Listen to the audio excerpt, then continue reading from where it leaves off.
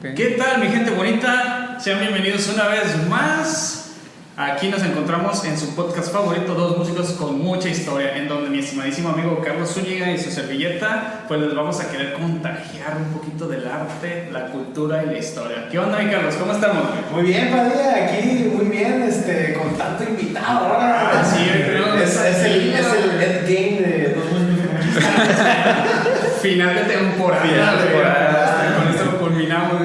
Ay, no teníamos más, pero bueno. Pero preséntame. Pues ya que son los que iban pasando por aquí afuera. Iban aquí pasando. A ver, ¿quién sabe? Vagabundos y calientes. Vamos a que nuestra gente los conozca. Del lado izquierdo tenemos a nuestro gran amigo Misael. Preséntate más derecho. Gracias, no, pues muchísimas gracias por haberme invitado. Es un placer para mí estar aquí y compartir pues absolutamente nada.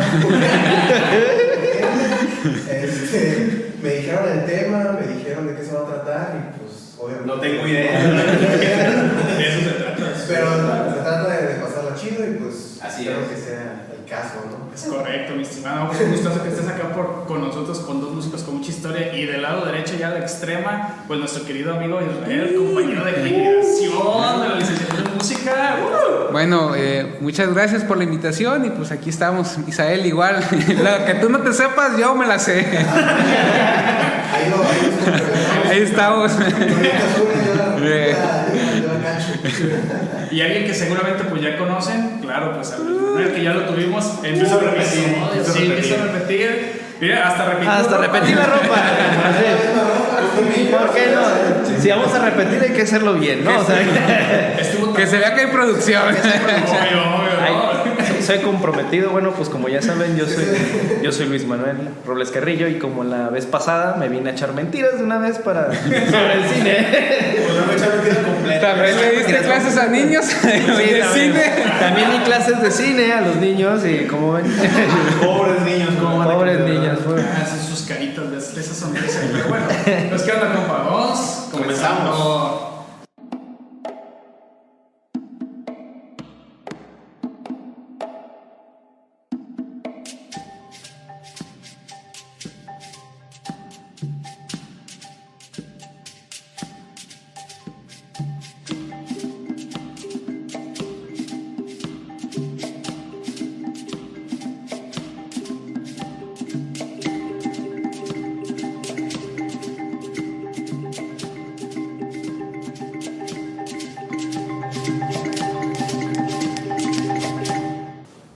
Momento de revoluciones e invenciones. Se acerca el fin del siglo XIX, que es la antesala a las vanguardias, y como una puerta de esta a un nuevo arte nacía. La captura de la vida ya no a mano de un pintor, sino a través de reflejos de la luz, a través de la invención y la ciencia de la tecnología. Esta es una historia que comprende casi 2 siglos, que se extiende desde sus inicios mudos en blanco y negro hasta sus vertientes contemporáneas. Hoy hablaremos sobre la cinematografía. Por fin ya te entraste del tema. Cinematografía, viejo, ¿no? Pues apenas me voy entrando del tema porque no es el que me manda. Me habían dicho otra cosa, pero ¿No íbamos a hablar de anime? No, aquí somos otakus con licencia de que no somos otakus. Aquí sí nos bañamos. Aquí sí nos bañamos. podemos ver animes y ser otaku. Claro. Hermoso, ¿no? Pobre. Pero bueno, es que dijimos, vamos a cerrar con cine porque, pues para empezar, es una de las artes pues más nuevas o más recientes. Sí. Ciertamente está viendo cabida a artes modernas, que ya habrá un capítulo al respecto, pero dijimos, pues vamos cerrando con esta, que es de las más nuevas, que hay muchas experiencias que contar, compartir, la neta, yo creo. Y vamos iniciando un poquito de... Dale, Padilla. ¿Cómo fue que inició? La primera proyección fílmica es exhibida al público en París el 28 de diciembre de 1895. Consistía de una proyección de la salida de unos obreros de una fábrica de Lyon y fue grabada por los célebres hermanos Lumière, quienes en un año produjeron más de 500 películas, que bueno, también no es que duraran mucho, como un minutito más o menos, estaban calando. Estaban perros. Además, fueron los primeros TikToks. Es cierto, así un Lo minutito. que queda de nosotros es cineasta, entonces. Mini clips. Pero para poder llegar a esto, a esta primera proyección, así como un par de antecedentes, bueno, para la invención para que la invención de los Lumière pudiese existir, pues hubo algunos descubrimientos o algunas invenciones previamente. Incluso desde el siglo XVI, había máster desde el siglo XVI cuando se dieron por el sacerdote alemán Atanasio Kircher, que inventó la linterna mágica, un aparato de imágenes rotativas que simulaba el movimiento y servía para entretener pues, a los niños. Eso me suena, no sé si llegaste a ver o si llegaron a ver la de El Conjuro 2. Ah, sí, así Ya ves un juguete que tiene un niño, ¿no? De que es como que es como un carrusel que obviamente proyecta imágenes. Yo me acuerdo de la de Tarzán de Disney, ahí viene también una parte. ¿En cuál? En la de Tarzán. La de Disney, sí, cierto, animada, sí, ahí cierto. viene también, cuando le están mostrando precisamente los inventos, viene una lámpara. Estamos hablando de películas. Ya estamos entrando al Dijimos que íbamos a hablar de cine. Sí o sí, ¿verdad? Ya en el siglo, ahorita les va el nombre, porque ese aparatito que reconocieron aquí los compañeros, pues ahí les va más adelante, ¿verdad? En el siglo XVIII, Gaspard Robert popularizó la proyección pública de imágenes pintadas sobre placas de cristal, que bautizó como fantasmagories. En el siglo XIX hubo más experimentos con imágenes en movimiento. Uno de los más importantes fue el estreboscopio, que es el que mencionan aquí de la película de Tarzán. Eso sí que era esa lámpara. Y fue inventado en 1833 por Simon von Stramfer, que permitía ver pues, a velocidades lentas o algo quieto un objeto que giraba sobre sí mismo y eso simulaba el movimiento. En 1874 fue inventada la fotografía, que también es un hecho súper importante para la historia del cine, y basándose en este invento, el francés Jules Jannes creó el revólver fotográfico. Imagínate, un disparo y Ahí quedaste. Sonríe. Como en la maquilladora de Homero. Cierra los ojos. personas que estaban mujeres. La ventaja es que no hay que pagar muchos actores de ahí. La fortuna, vieja, la fortuna. Y bueno, se inventa el revólver fotográfico y que es un antepasado de lo que sería la cámara fotográfica del día de hoy. Poco después, el estadounidense Edward Muybridge logró reproducir el galopar de un caballo a partir de fotografías tomadas en serie en su carrera. O sea, para experimentar esto del movimiento en un hipódromo, sale pues un jinete con su caballo y van tomando al mismo tiempo, van capturando con cada fotografía y ya después al reproducirlas ¿cómo sería? ¿Sería correcto reproducir o darle como cierto movimiento al estarlas pasando? Pues es que se imita. Pero esto también se logra por una cuestión física de nosotros, de la, creo que es pertenencia visual o resistencia.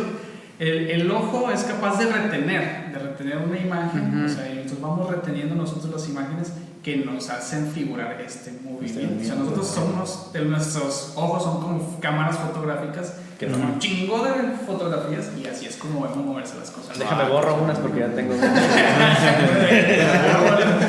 No se buscan.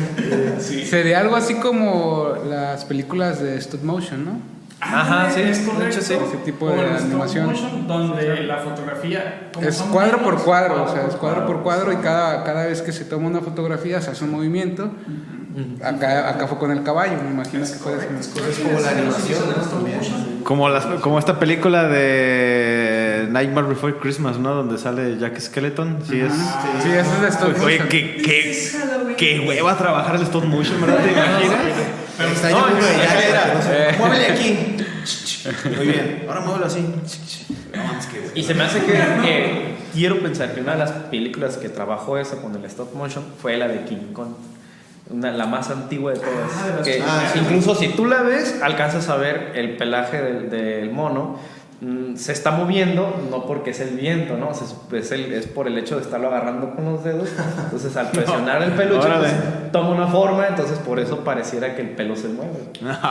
Está chido, ¿eh? Pues a lo mejor sí, pero o sea, imagínate toda la creatividad y toda la paciencia que tuvo que tenerse para crear ese tipo de arte, ¿no?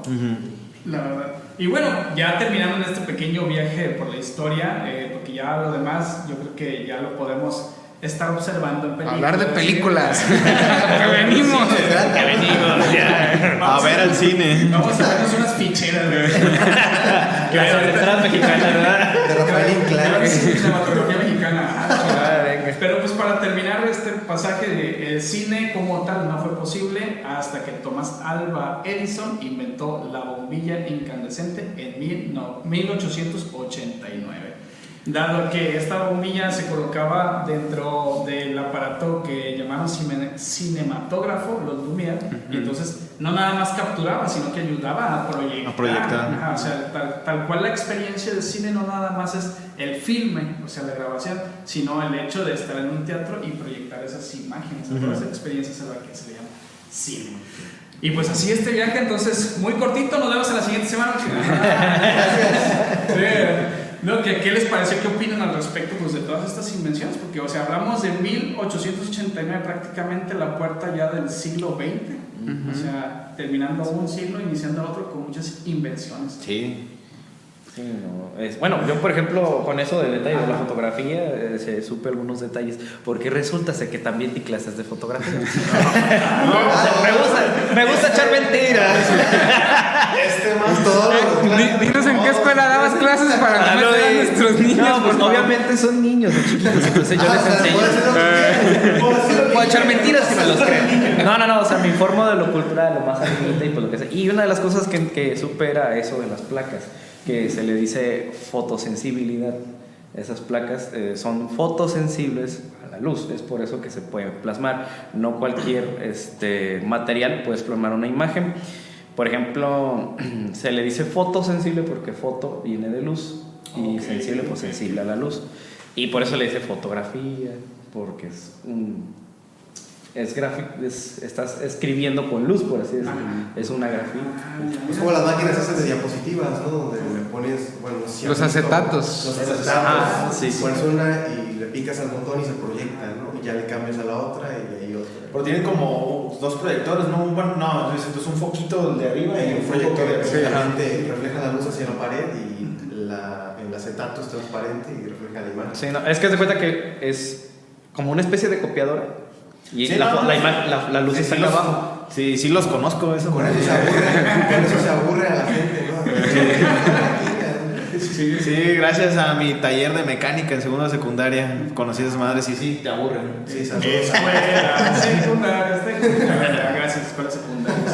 Oh, viejo. Pero por ejemplo, maestro. Sí, la palabra cine, ¿de dónde viene o qué significa? La palabra cine, pues mira, ya me enguasaste. Aquí venimos a exhibir. Ahora sí pues del cine. Pues sí, ¿no? Ayer dijo cine. A ver, ¿qué fue primero, el cine o la película? A ver. La palabra. El nombre o el producto. Miren, aquí bien dicen, ¿no? Que lo que no te lo sabes, pues aunque sea te lo inventas. Yo me quiero imaginar que el cine, pues de sinestesia, de movimiento, fotografía, o sea, cinematógrafo, cine, ajá. Entonces eso es el micrófono, que verdad. El uso. ¿Qué tal te quedó comida? Ahora son batallas de gallos aquí. Con mucha historia.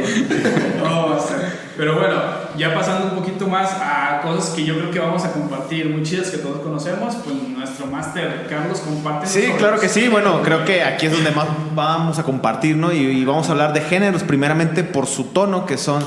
cámara, Sí. Es muy sensible este tema, No nos censuren, por favor. Por su tono, drama, comedia,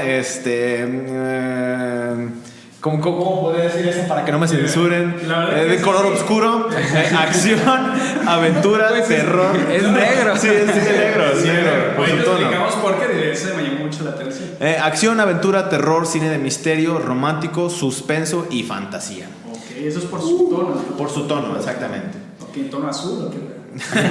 No, el negro, ¿por qué? No mayor. Bueno, aquí el tono, pues así como decimos, ¿no? Los chistes de humor negro Ah, o ok. chistes de humor rojo, pues el tono es como que el lenguaje que se va a usar o que si es para adultos, ¿no? Entonces está dividido como en ese drama, pues tiene cierto tinte, ¿no? Una de fantasía tiene otro tinte. Si han visto tú sí, yo sé, a huevo. Pero ¿no han visto las películas de Borat? Sí. Se podría decir que es de un tono negro. Sí, es posible. Sí, porque fíjate que el cine negro precisamente tiene que ser muy nihilista, tiene que ser muy cínico los personajes, está muy caracterizado por ese tipo, así como en ese humor. Cuando decimos humor negro, que es como que un poquito que te burlas de las tragedias, ¿eh? Como dices tú, no por ahí dijiste. medio cinicón. Ajá, una vez que me dijiste que es esa comedia que incomoda. Algo así. Sí. Ajá, entonces es. Aunque, muy cabrón porque- aunque también ahí no sé en qué categoría, pero hay otro tipo de categoría de cine negro que ese sí ya es exclusivamente, y que no nos vayan a condenar aquí, pero de las Black personas Panther y de eso. color. Sí, pero inclusive creo que es en los años 70, 80, donde las películas famosas, que eran por lo general protagonizadas por gente blanca, se volvían a convertir, pero ya todos los actores eran negros. De hecho, fue de ahí donde salió, afroamericanos, fue de donde salió la época del peinado afro, de los pantalones. Entonces está una onda que se llama... acampanado. Bueno, es una como rama del cine, no sé cómo decirlo, que es el cine de exploitation, ¿no? Explotación, en donde se toma un rasgo, un tema o lo que sea, y se exagera lo más posible, ¿no? Como el cine de Tarantino, por ejemplo. Sí.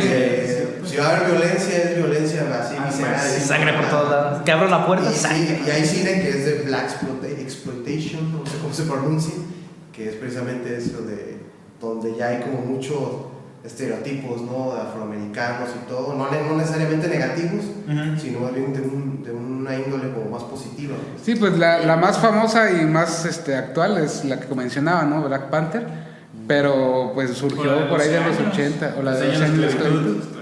Aunque bueno, ahí toca otro tema más sensible, ¿verdad? Porque la de Black Panther sí fue como más para... Inclusive lo que fue Marvel y Disney fue una forma en la que se quisieron posicionar con ese tipo o con... Muy inclusivo. Sí, muy políticamente correcto. Políticamente empezaron nuevamente con... Sí. Bueno, pues para no quedarnos aquí en estos, porque hay este tema. Le recordamos que... Hay que cambiarle. Vamos a cambiar. Sí, exactamente, le recordamos que no sabemos nada de cine.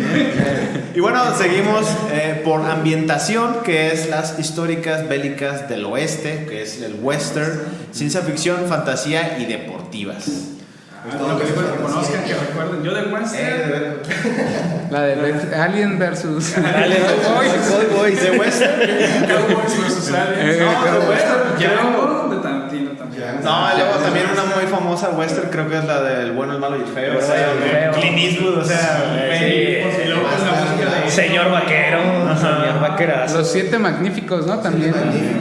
Versión Volver al vieja y ya futuro versión 3. nueva.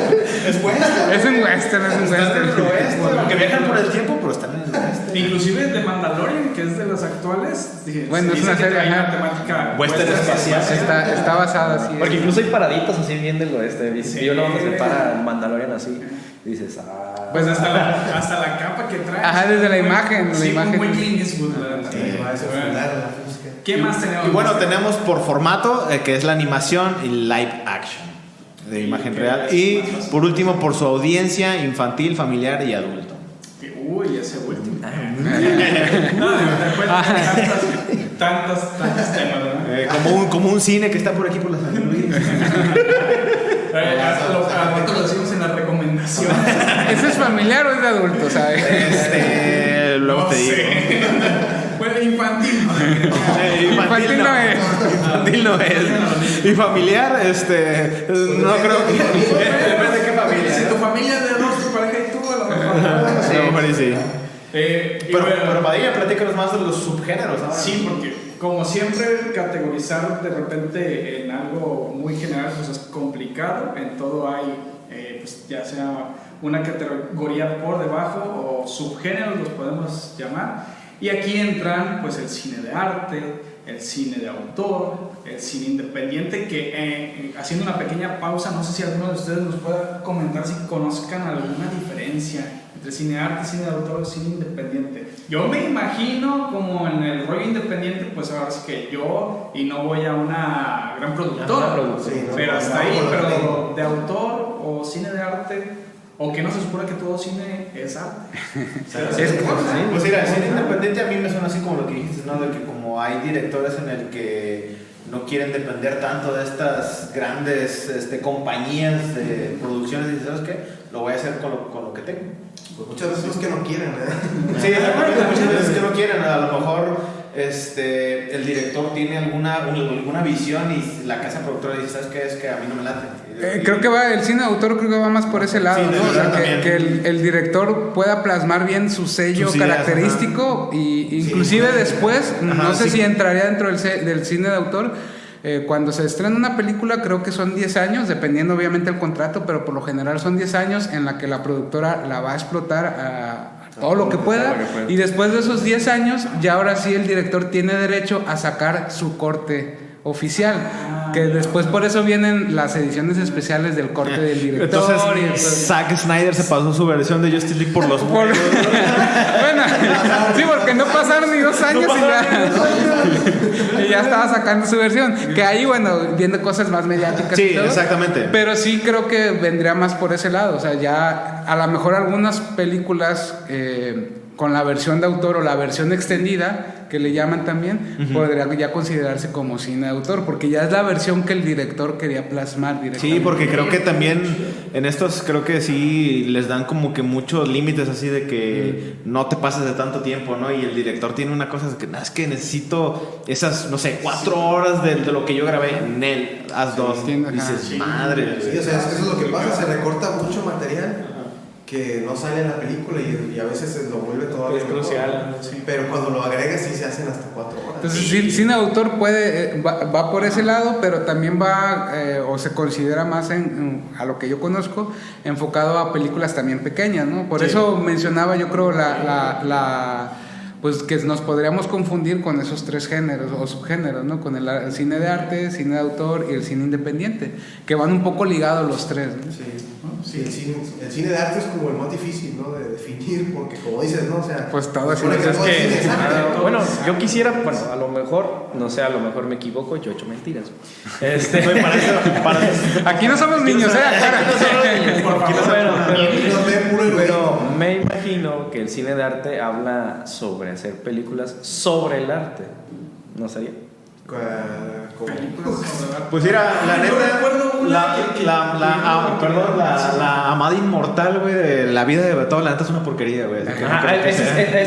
Sí me acuerdo que vi eso, que el cine de arte es eso, hablar de, por ejemplo, de la vida de alguien. Pues como subgénero podría ser. Ajá. O sea, a lo mejor va por ese lado, porque también coloquialmente lo que por ejemplo en la música se le conoce como música clásica, que pues sabemos que es un periodo en específico, también al cine de arte, que el cine independiente, el cine de autor, el cine más culto que le podríamos llamar, se le conoce como cine de arte, pero a lo mejor también va por ese lado como un subgénero que tenga que hablar exclusivamente de arte, ya sea de biografías de pintores, músicos, como decías, la amado inmortal, que a lo mejor sí. O sea, a ti para ti es una porquería, pero no deja de ser cine, así es. Yo recuerdo mucho una que nos habías recomendado una vez, Isra, que en algún momento les contamos y sí, quisimos hacer un cineclub que pudimos disfrutar nosotros como estudiantes, y no sé si era Frozen. Sí, de hecho, estaba escuchando, creo que es en el primer podcast.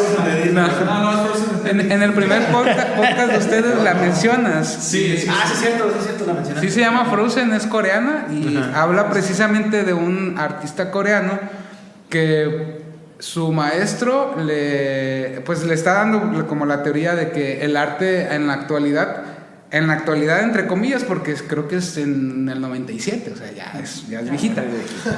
O bueno, más bien la historia, porque está basada en una historia real. El arte en la actualidad es muy pasajero, entonces ya no existe arte, va más o menos por ese lado, ¿no? Que ya no existe arte como el antiguo. De hecho, por ejemplo, como en el podcast pasado que hablaban de la escultura, que realmente cuesta trabajo acordarte de escultores contemporáneos, ¿no? Siempre nos vamos a los clásicos. Sí, claro. Entonces el arte está pasando por esa misma... Todo el arte en general, pues aquí era un artista plástico, era la promesa del arte coreano, y empieza a meterse mucho esa idea y hace un... No les voy a contar toda la historia, pero hace un... ¿Cómo le llaman? Un performance, donde hace 4 actos.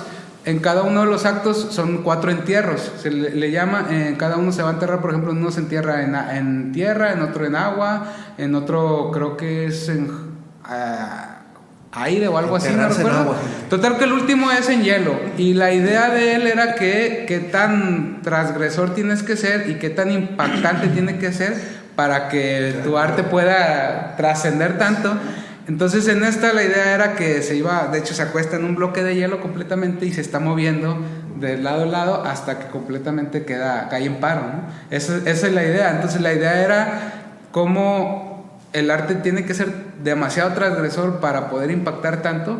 La otra es qué tan importante es la vida de un artista, o sea, cómo cuando la mayoría, por ejemplo, en el caso a mí me gusta mucho la pintura de Van Gogh, que hasta que fallece es cuando se convierte en famosísimo.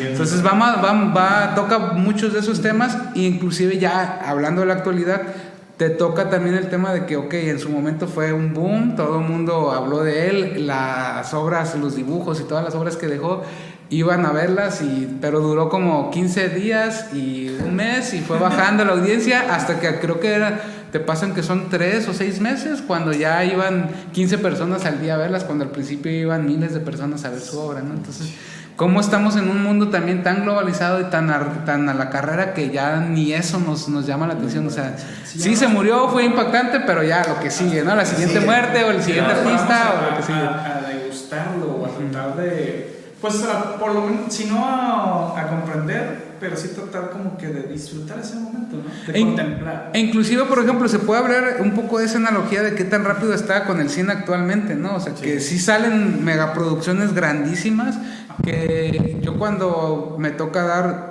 ya sea platicar con amigos o dar algún tema sobre esto en específico, les digo, hasta en las películas nos presentamos, ¿no? Como los Avengers.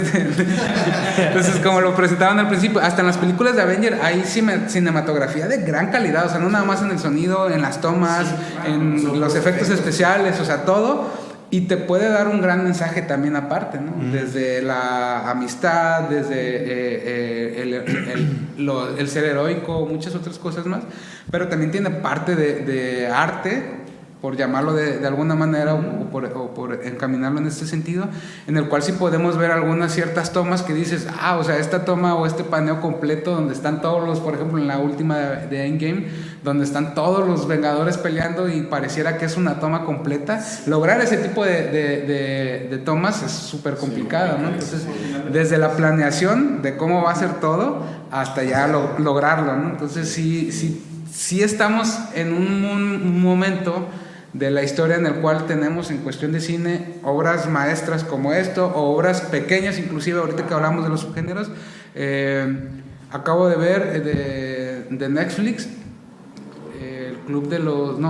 El juicio de los 7 de Chicago, que es una película que habla sobre juicio, donde está muy bien actuada, está súper bien, y de hecho hace como un mes fue de los top 10 de Netflix, y ahorita te metes y ya no te va a aparecer en la página principal, ¿no? Se fue. Ajá, o sea, ¿cómo estamos a ese nivel donde, por ejemplo, aquí estamos hablando de 4 actores súper talentosísimos actualmente? Uno de ellos es Sacha Baron Cohen, que es yo creo que el que se lleva la actuación de la película. Y el de Borat, ¿verdad? El de Borat, así es, y el de Bruno. Entonces, en el cual a lo mejor si lo ponemos, obviamente hasta cinematográficamente Avenger podría tener más cosas que ver, la verdad yo tampoco soy un experto en cine, pero está muy buena también la del juicio de los 7 de Chicago. Pero como les digo, ¿no? Estamos en un mundo tan rápido donde lo que nos tiene que es impactar, y impactar a lo mejor en mercadotecnia o en otras cosas a lo mejor. ¿Qué es lo que está pasando con el cine, no? Hay grandes películas de cine de arte, de cine de autor, de lo que sea. Tan percedero. Ajá, sí, así. No, y luego, por ejemplo, ¿cuántas películas no se estrenan al año, no? A pesar de la pandemia. A pesar de la pandemia. Que bueno, fue un año malísimo. Yo lo platicaba con un primo hace unos días, que también yo creo que fue de las artes que, a pesar de que le fue muy mal económicamente a la industria del cine, pues en general, pero creo que fue el arte que se pudo mantener porque... es el arte que en tu casa las plataformas nos permitieron. A diferencia que, por ejemplo, muchos de los músicos intentaron con los conciertos, pero la verdad, a mí me tocó ver algunos conciertos donde eran grandes músicos de orquestas de Moscú o de otros lados y las estaban viendo 50 personas, cuando muchos 100 personas, dices, ¿no? O sea, a veces el desconocimiento. La gran diferencia. Como los conciertos de guitarra de aquí, que 50% ya es lleno total para nosotros. Sí, suele pasar. Entonces, como dices, Misa, a pesar de la pandemia, creo que pues son demasiadas películas las que se estrenan. ¿Y cuántas de esas te acuerdas o cuántas? Así es. Mira, pero por eso pues aquí estamos haciendo este podcast, ¿no? Para que no nada más las que vemos en el Netflix pues, podamos seguir divulgando, ¿no? Oye, y tengo una duda antes de seguir con el tema, y no sé si lo iban a tratar, pero también aquí para exhibir a la gente. Por ejemplo, las series entran en alguna especie de subgénero. Mira, lo que no sé. Si hay cámara fotográfica. Debería de entrar. Por eso tiene inclusive los premios, ¿no? Los Emmy, que son los premios para que califican la cinematografía, la actuación y toda la televisión. Pero no se cataloga, según yo, dentro del séptimo arte como tal, no se cataloga. O sea, es arte fotográfico o es arte audiovisual más que nada, pero no entra dentro de la categoría de cine porque para que entre dentro de la categoría de cine tiene que tener cierta duración, o sea, ciertas técnicas y todo, pero aparte la duración. De hecho, lo que mencionábamos hace rato, ¿no? de los cortes, perdón, de los directores, es por eso que muchas compañías les hacen cortes a los directores, porque las películas, tengo entendido que más de, creo que 4 horas es el máximo. De hecho, o sea, no hay una película que no pueda durar más de 4 horas. Los 10 mandamientos, güey. Pero si te fijas, la dividieron. Inclusive hay otra película, por ejemplo, nueva, bueno, hace como... Ben-Hur también. Pero esas, creo que después de esas 2 películas, fue cuando pusieron... No dijeron, vamos a poner a las reglas pero no recuerdo si son 4 horas o 3 horas. No, son poquito más de 4, güey. Porque sí, por ejemplo, si te fijas... ya no hay películas, inclusive vuelvo a lo mismo con Avengers, ¿no? Cuando la iban a estrenar que decían, ¿cómo voy a estar ahí 3 horas sentado? Güey, sí, estuve 3 horas enseñando los Anillos. y 3 veces, por lo menos, viendo una cada uno.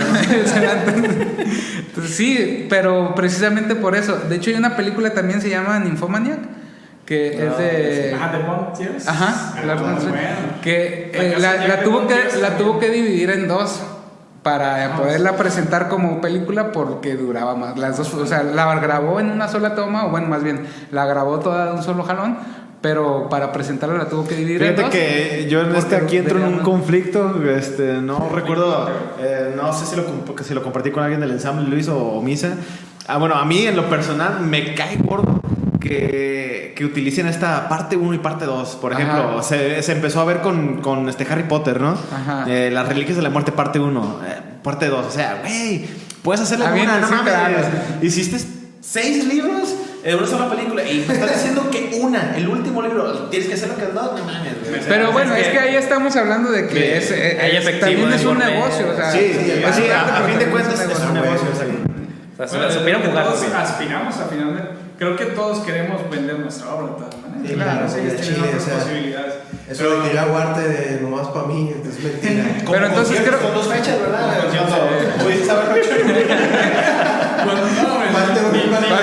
Parte 2. Pero creo que lo de las series, lo que comentabas, va por ese lado también, ¿no? O sea, la duración, todo. También se graba, también se actúa. Sí, claro. Pero está serializado, entonces es como un poquito diferente. Pero bueno, ya para pasar como mencionar otros subgéneros que también se conocen, porque hay un montón. Sí. Después del independiente tendríamos también cine de culto, cine alternativo, que ese también me crea conflicto. Esos dos, ¿no? Un cine muy propio de samuráis, cine costumbrista, cine experimental, cine de artes marciales, cine gore o splatter, slasher, cine político, cine propagandístico, cine surrealista, cine de clase B y cine de clase Z, que esos ahorita también vamos a checar. Sí, por favor. Melodrama, cine snuff, cine spoof, cine de zombies, spaghetti western y hasta ahí. y el último, y el Mencionaste costumbrista. ¿Sabes cuál es el cine costumbrista? Porque ese, o sea, es bueno el género más. Ahí Bueno, te acostumbras, ¿no? De lo que investigué, sí como que trata de narrar como algo de una sociedad y de hecho, bueno, no algo nomás, es muy general, como ciertas costumbres, ciertos hábitos de tal vez de una sociedad. ¿Como la de Coco? Bueno, no sé si pueda caber. O El último samurái. El último samurái también, que entraría en cine samurái y entraría también en costumbrista. Y había una que me habías recomendado de Studio Ghibli, que es sobre una chavita que va narrando como los recuerdos del ayer, que te está contando la historia. Sí, que te está contando la historia. Yo lloré con eso. Creo que es de las mejor, o sea, de las más con mejor corazón o con más historia de es muy chida, o sea, si no estamos hablando de un tema de fantasía que Ajá. por regular es de Ghibli, creo que sí está bien chingón. Sí, porque precisamente era lo que le comentaba yo a Padilla, que de todas las que me aventé como 7 de un jalón, y todas muy buenas, pero de todas fue la que más me gustó porque es la más como la más realista, ¿no? Y el final es la parte fantasiosa, al final de cuentas, ¿no? Pero es más un recuerdo el final, ¿no? Sí, te deja como ahí, como en la... Y sí, podría ser a lo mejor costumbrista, porque te está contando la historia de cómo se vive, las costumbres, cómo se vive en, pues, que es en los campos de Japón o de, ¿no? Cómo se vivió en ese momento. La vida rural, ¿no? La vida rural. Y ya, bueno, ya dentro de otro tipo de... ¿O no? Sí, es que mencionabas, es que hubo varios que... El de ¿Serie Z? Sí, Clase B sí sé cuál es, pero el clase Z, ¿cuál es? Es que clase B es un tipo de cine así de presupuesto bajísimo, malo. Sí, de hecho, ahí entran las películas que también es un... O sea, ya... Ajá, pues sí, ¿no? Porque en su momento tenían presupuesto. Por ejemplo, ahí entran las películas del Santo contra las... Pues, todas las del Santo. Todas las del Santo son de clase... Todas las del Santo son de clase B, pero inclusive ya, por ejemplo, en el cine mexicano, las películas del Santo son otro género, otro subgénero, pues. O sea, pero las puras películas del Santo. Santo son un subgénero. De hecho, son películas en general de lucha libre, porque también Blue Demon sacó las suyas, también Mil Máscaras, creo. Bueno, hubo varias que sacaron, pero pues están coronadas por las del Santo, que fue quien más protagonizó películas. ¿Y la clase Z? Pero todas esas son de serie B, y de ahí se van un montonal de... muchas de las películas de terror, por ejemplo, son... Pepito y Chabelo contra los monstruos, ¿no? De las mexicanas, sí.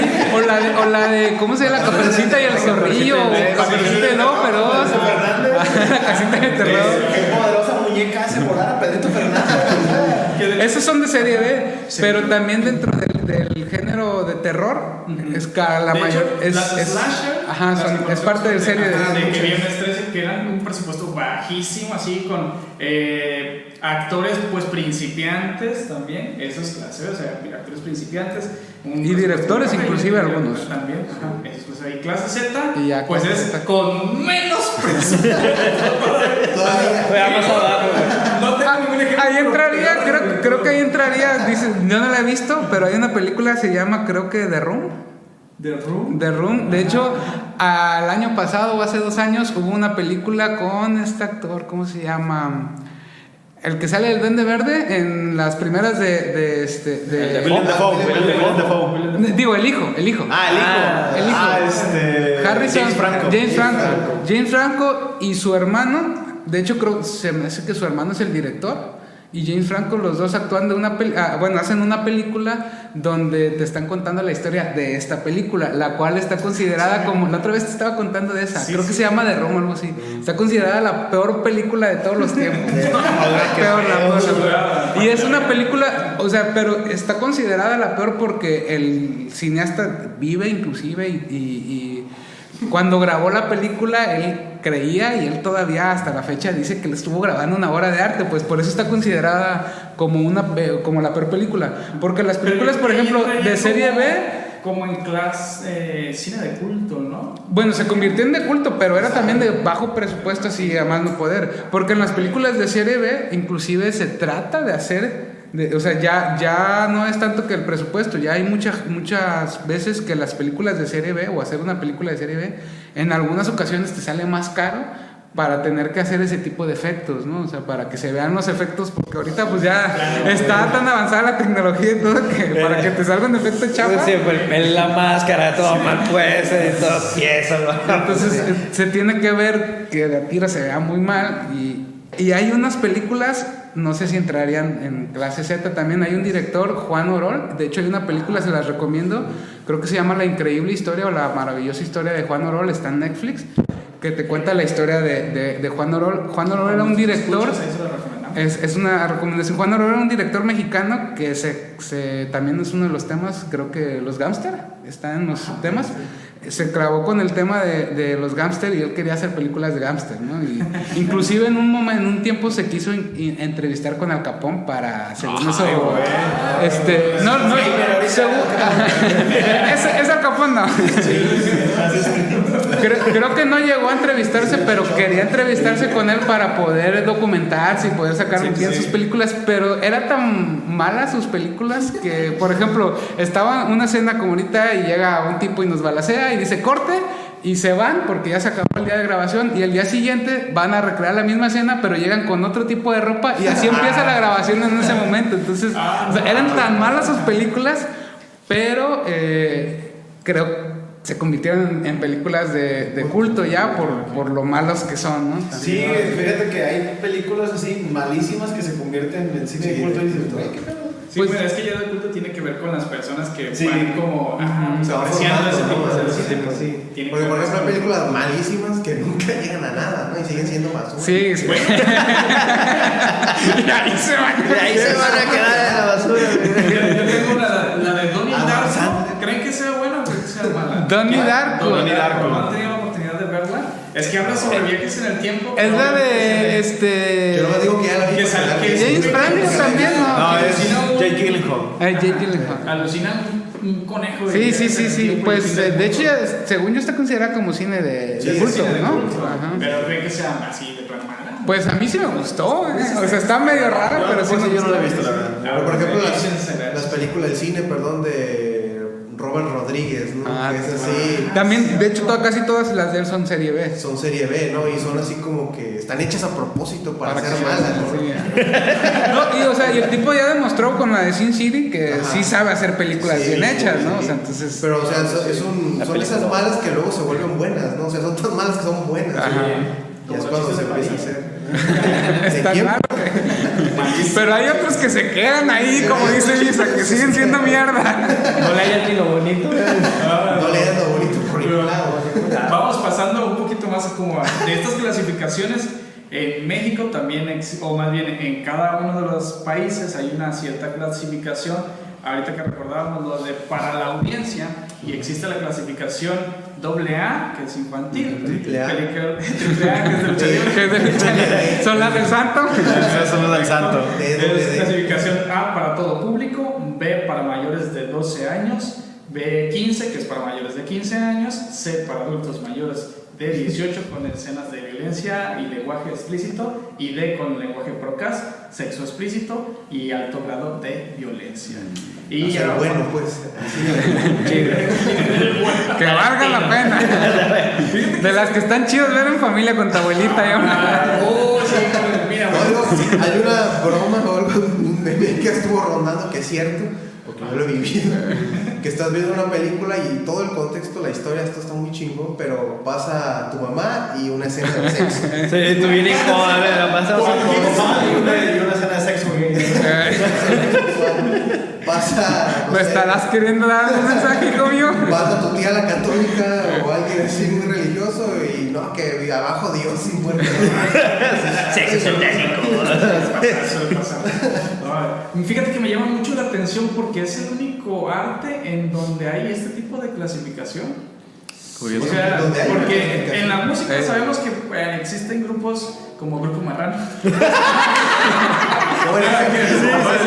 También existe clasificación, pero se respeta menos. Sí, también existe. Inclusive.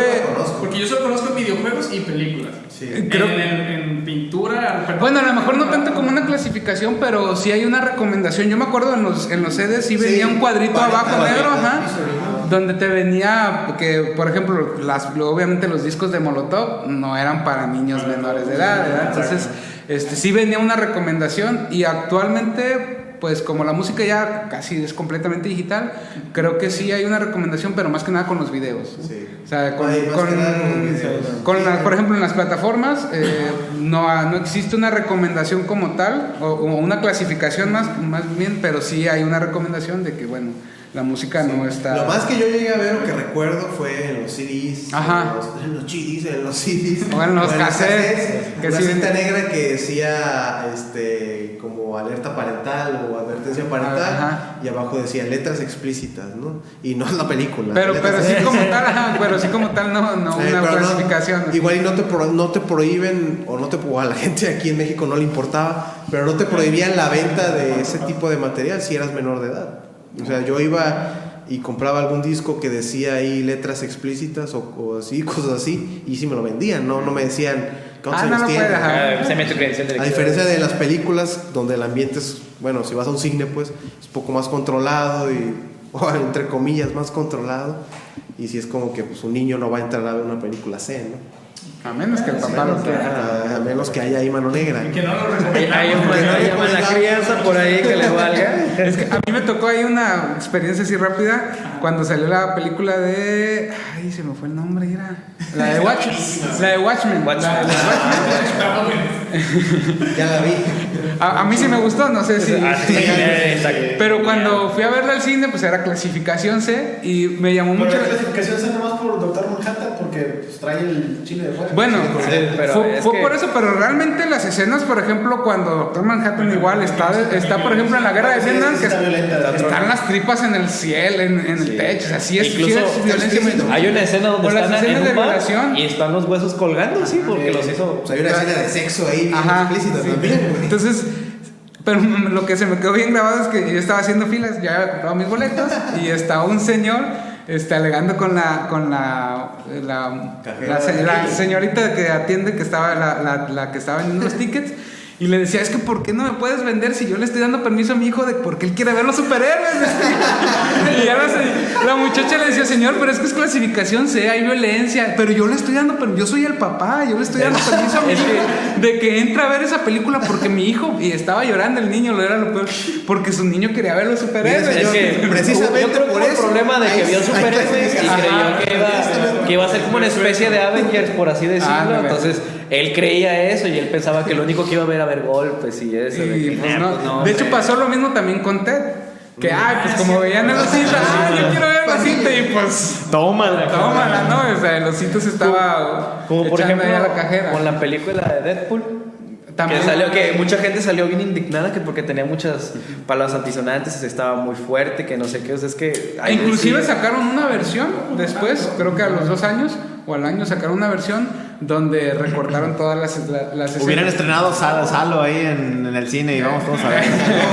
Saló. Imagínate. Pero bueno, ya no.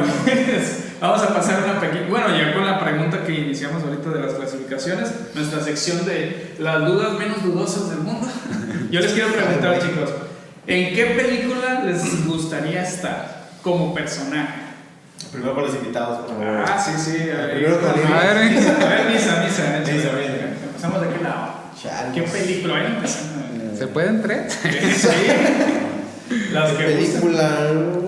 Pues, ¿Qué película? Y como personaje además. Seguro en una de ficheras, ¿ah? Y como la fichera. Y como Rafael Inclán. La de los albañiles 6. La chambeado. No, eso es un libro, ¿no? Es un cómic. No, pues así de momento, una que se me ocurre. La que se te venga a la mente.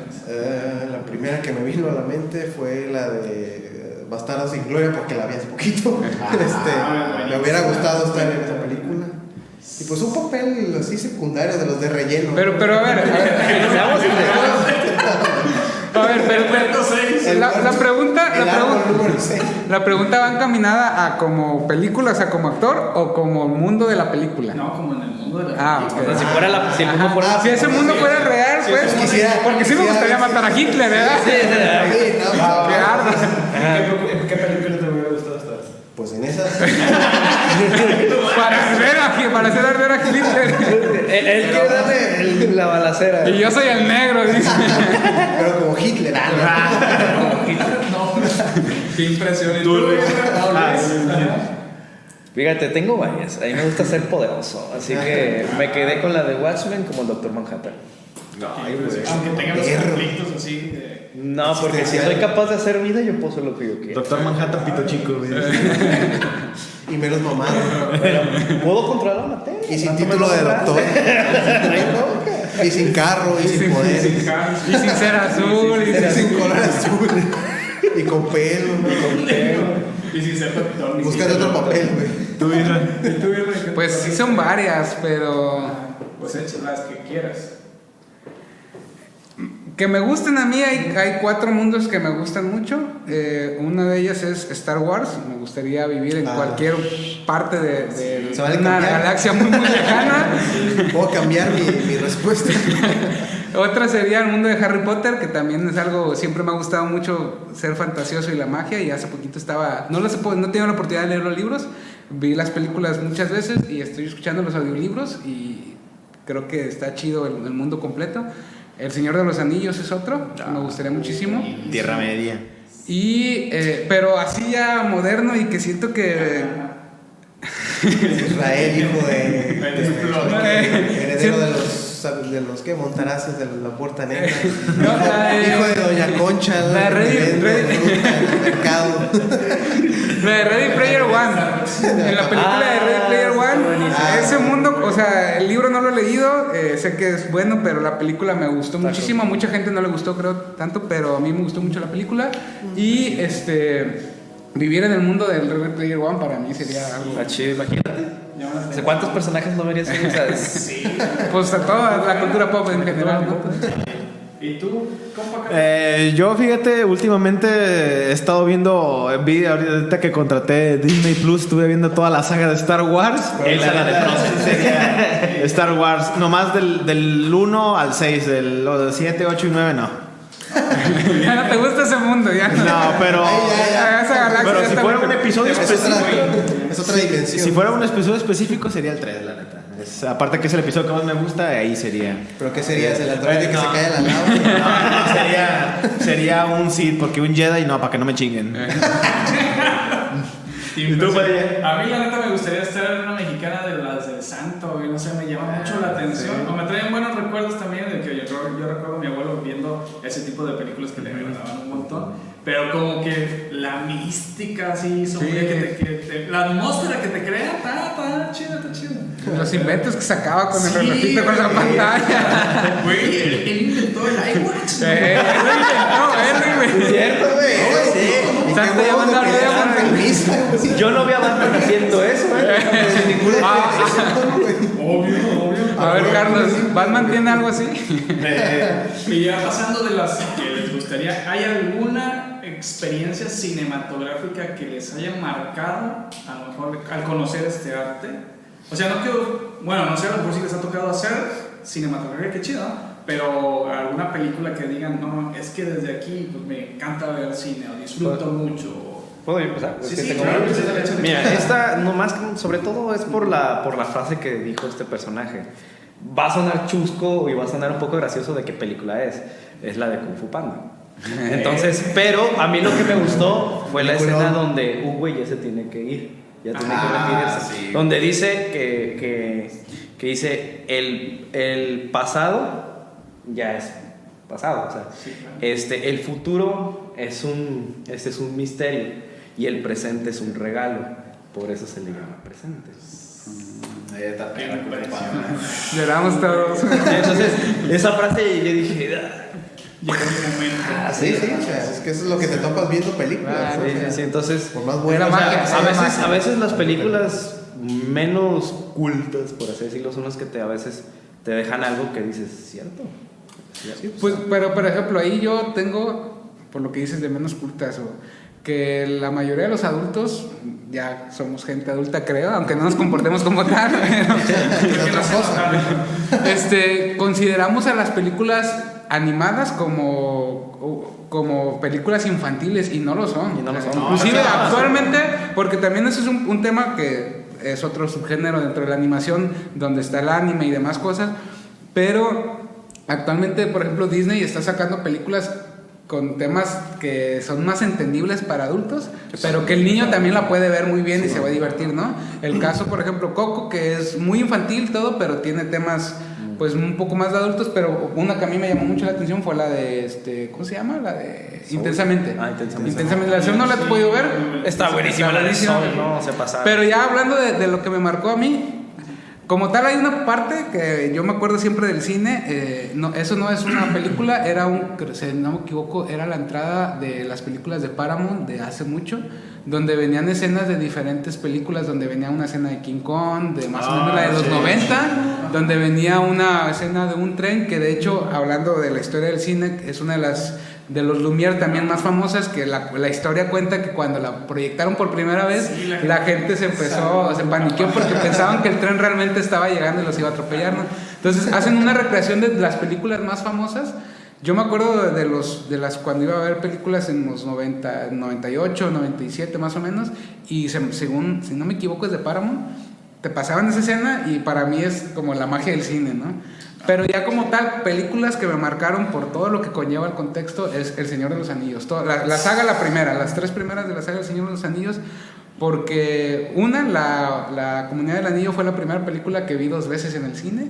Entonces, sí, pero me las podría aventar más todavía. Y la otra, lo que conlleva realmente, porque, o sea, ya cuando te metes a lo que es la historia de cómo se filmó la película y todo, o sea, aparte de la magia que tiene la película y todo, el tener la visión que tuvo Peter Jackson y toda la magia que conlleva ahora sí, realmente el decir, me voy a aventar 3 películas en una sola grabación, con los actores para que después no vaya a haber problemas con las regrabaciones, y cómo fue evolucionando también inclusive la tecnología, porque se ve en las primeras, por ejemplo, Gollum se ve completamente malo a comparación de la tercera, ya por ejemplo, donde ya la tecnología está muy buena. Entonces para mí creo que también El Señor de los Anillos como que tiene todavía esa magia del maquillaje, ¿no? Sí, porque claro. Ya últimamente todo es digital, CGI. Pues de hecho ganó las 3. Sí, exactamente. Las 3 películas ganaron, y a la tercera, según yo tengo entendido que sí es muy buena, ganó el Oscar a Mejor Película, pero a lo que yo sé, porque pues ya hablando de cine, los Oscars están un poco vendidos, ¿verdad? Pero decían que realmente se la dieron a la trilogía completa, o sea, lo que significó la película. De hecho, hablando un poco también así rápido, porque me gusta mucho esa película, ¿no? Peter Jackson era un cineasta de serie B. Y él hace una película, no recuerdo cómo se llama. El Señor de los Anillos. Antes del Señor de los Anillos, la mayoría de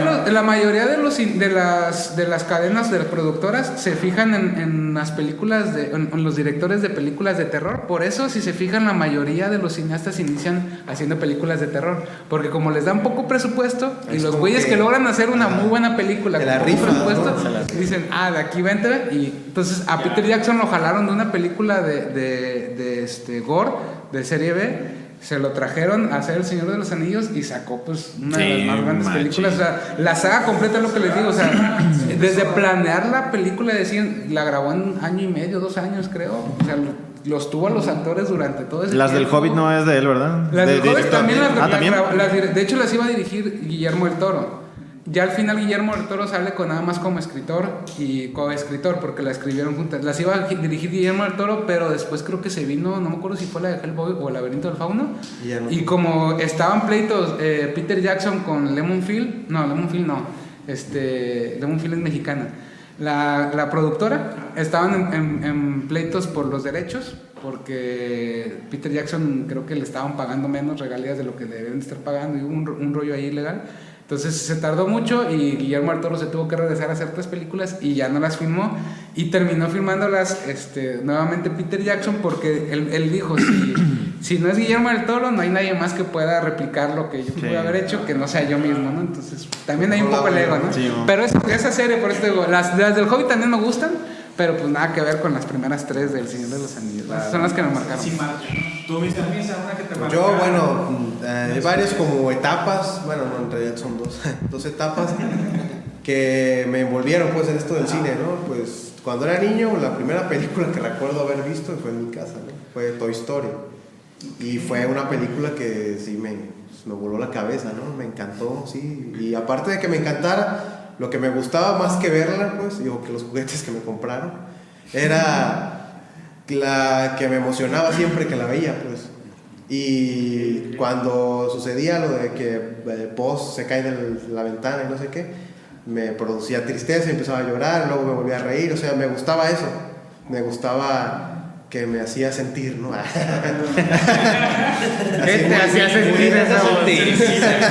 Sí, me gustaba eso. Y de ahí me empezaron a gustar las películas de Disney, ¿no? De Pixar, que yo creo que siempre es por donde empieza uno de niño.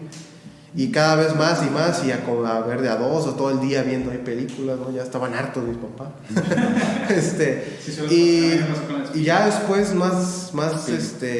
ya más grande, de adolescente, por decirlo así, vi la del Laberinto del Fauno, y Guillermo del Toro. Y esa película sí fue como que me despertó, así como que me gustó tanto y me impactó tanto, que me empecé a fijar ahora en otras cosas, en las películas, pues.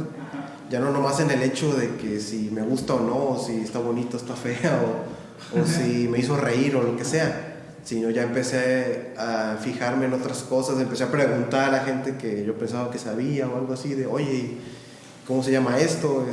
¿Por qué se ve así? El maquillaje, los efectos, todas esas cosas, ¿no? Mira, y es que aquí se nota que es por computadora, o aquí se nota que es así, una maqueta, ¿no? Cuestiones así, dije, claro. Y ya me empezó así como a llamar la atención eso de las películas. Y entonces de ahí se me abrió otra puerta, ¿no? Sí, claro. Las películas de Star Wars también era así de estarlas viendo cada rato para ver todo, pues. Y empezar a todos los detalles, ¿no? Exactamente, que dices que como el Stormtrooper que se pega. De hecho, ¿sí sabías que George Lucas le puso el sonido para que se le dio risa y dijo, bueno, pues vamos a ponerle sonido? Y lo curioso es que lo dejó en la toma de lo dejó en la toma. Viendo el episodio 4 y dije, no voy a poner atención. Y sí se ve. O sea, de hecho, te digo, George Lucas lo vio y dijo, bueno, pues vamos a ponerle sonido para ver si la gente lo toma en cuenta. Sí, entonces los Stormtroopers jamás dieron en el blanco. Entonces ya sabemos que los cascos no dejan ver. De hecho, hablando de eso de que los Stormtroopers no le atinan a nada, en el de Mandalorian hay una escena donde están dos Stormtroopers queriéndole atinar un bote y no le atinan. Y dije, cambiazo, y dije, chistoso. Chiste local, dice. Sí, entonces esos como pues, momentos, ¿no? Son los que dije, pues me gusta el cine, ¿no? Y me gusta pues, el mundo. No necesariamente me considero cinéfilo. Cinéfilo, sí, eso dije. Cinéfilo. Ok, no, es cierto. No sé. Nada, y que marcaron pues mi entrada, ¿no? En el mundo del cine. ¿Qué chido, Carlos? Fíjate que a mí, más que nada, no una película, sino un género, que es, ya lo había dicho en el de literatura, que es el terror. Me acuerdo cuando vi con mi hermano películas acá como Chucky o El Despertar del Diablo, que no sé por qué lo tradujeron así, que es la de Evil Dead. Y la de la película para televisión. O sea, yo tenía miedo, realmente tenía miedo. Me acuerdo cuando vi Chucky y fue con mi mamá y me dijo, ve y reza un Padre Nuestro. Y yo así que, pues Padre Nuestro. Pero la seguía viendo y también con la de esos, fui de los morrillos que me traumé y ponía un balde en la regadera para que no me saliera el gallo, para que no saliera. O sea, ¿quién no traumó esa escena? O sea, literal estaba sin güey, espérate. Y la verdad, un balde de plástico va a tener un pinche demonio intergaláctico, ¿no? Y la verdad, o sea, me dio mucho miedo, pero era un miedo que disfrutaba, la verdad. Y obviamente fui creciendo y me fui empalpando más en este género, o sea. Y ya últimamente, o sea, me cae gorda la gente que busca, es que no da miedo, güey, o sea, ¿a poco vas a buscar una película de terror para que te dé miedo? O sea, Pues no, o sea, porque uno ya sabe que es una película. O sea, es una película, aunque digan basada en hechos reales, es una película. O sea, ahí sabes que es falsa la película. Se basada en hechos reales. No puede haber más falso que eso. Yo la verdad lo que busco en una película de terror, y creo que para eso el cine es para entretenerme, o sea, para tener para disfrutar un buen momento y decir, qué buena película de terror acabo de ver. Sí, claro. Sí, yo también, fíjate, tengo un amigo que concuerda contigo, que de hecho habituamos, cuando él vive aquí en Tepic, habituamos ir y yo terminaba riéndome porque a él, o sea, a él sí los scare jumps se llaman. Sí. O sea, sí se asustaba y se brincaba y ya después se reía como bajar el también me rebotena, porque aparte gritaba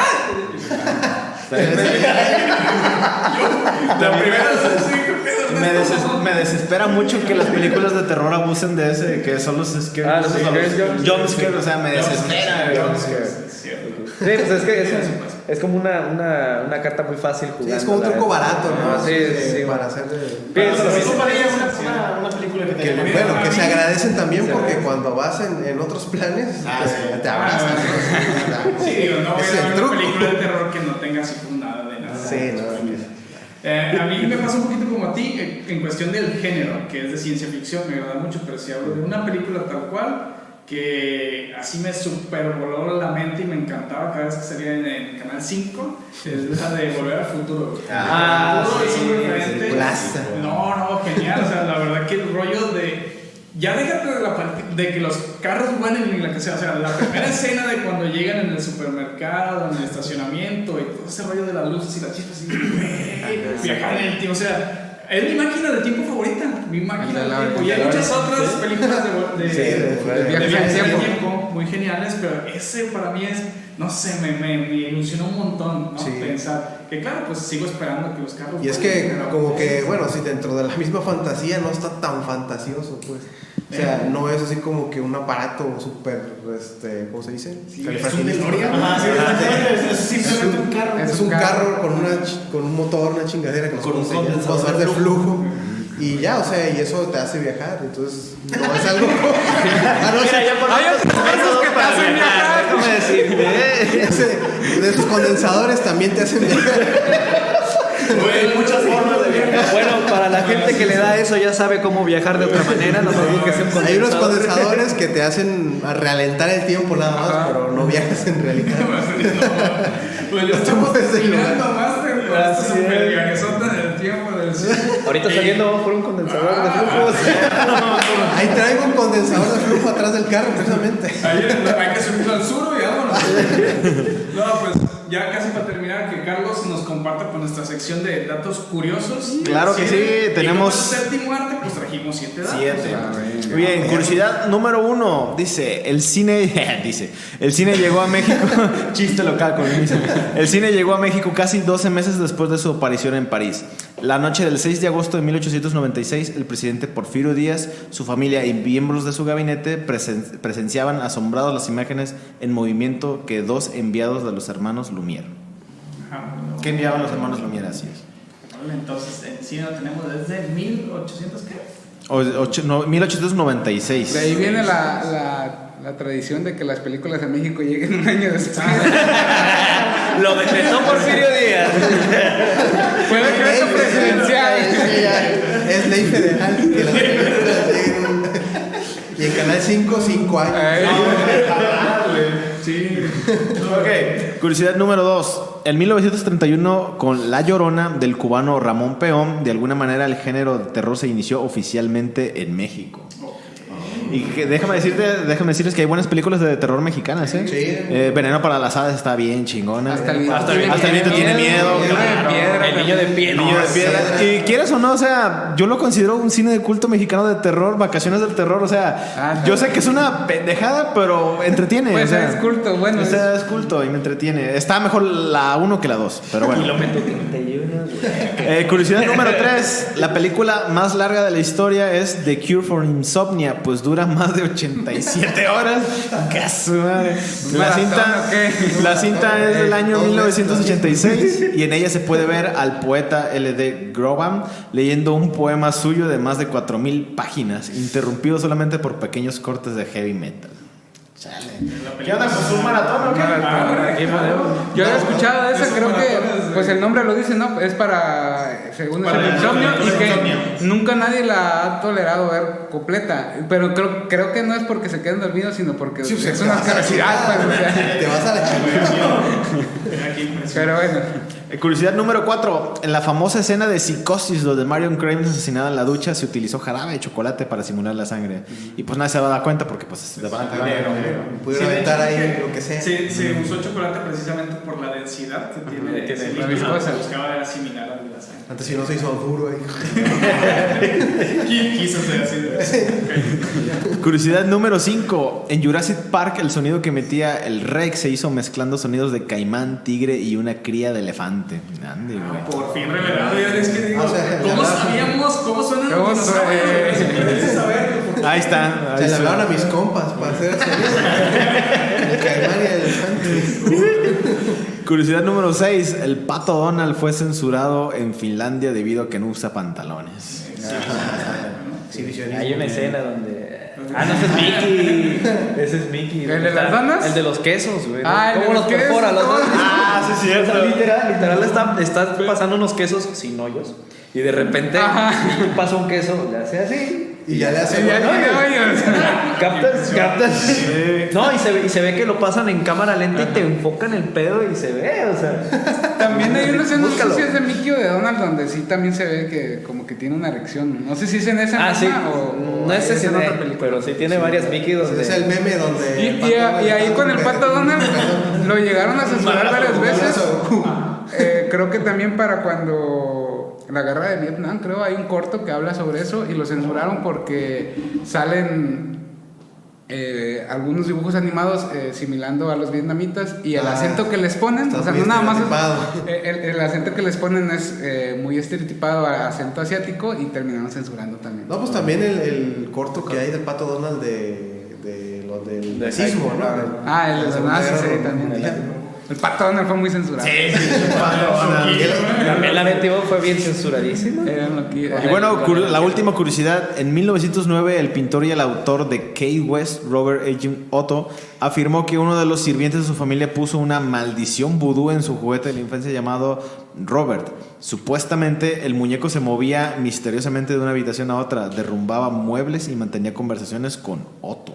Se supone que de aquí sale la historia, precisamente ahorita que lo mencionabas, de Chucky. ¿Sí? Esa es la referencia. De hecho, el personaje se llama Robert o algo así, ¿no? Creo que sí. Sí. Está vestido de El marinerito. personaje de Chucky, ¿no? Charles Lee Ray. Charles. Pues Bueno. hasta aquí las curiosidades. ¿Qué datos tan curiosos? Tan innecesarios. Tan innecesario. Tan innecesarios, pero son cosas que hay que absorber para una buena Me conversación. imagino chocando, no sé, ahí por la México y mientras espero el del seguro. No, pues güey, ¿tú sabías? ¿Sabías que el pato Donald fue censurado? Por no usar pantalones. Estamos sedientos de información que nos sirve para Hemos llegado pues prácticamente al final de este episodio y de la temporada. Chica, qué bueno. Con nuestros grandes invitados. No sé, algo que quieran mencionar, Masters, de acá para acá ahora. Ahora yo, pues nada, me la pasé muy bien. Muchísimas gracias por la invitación. La verdad, espero que les vaya muy bien, que no se tarden mucho en sacar la segunda temporada. Y pues que nos sigan invitando para la segunda temporada y de verdad el mejor de los éxitos. Gracias. Ya se compraron una casa con 7 episodios. Con 7 episodios. Chiste local, no, que les vaya muy bien, que tengan mucho éxito y pues ahí estamos. Y si se arman otros podcasts también ahí nos invitan. Ah, claro que sí. De aquí van a derivar un montón, vas a ver. Sí, de aquí van a derivar como otros dos. Hay que armar nuestra colonia. Nuestra comunidad. Yo quiero mi casa, ya dije. Le vamos a llamar la Casa Blanca.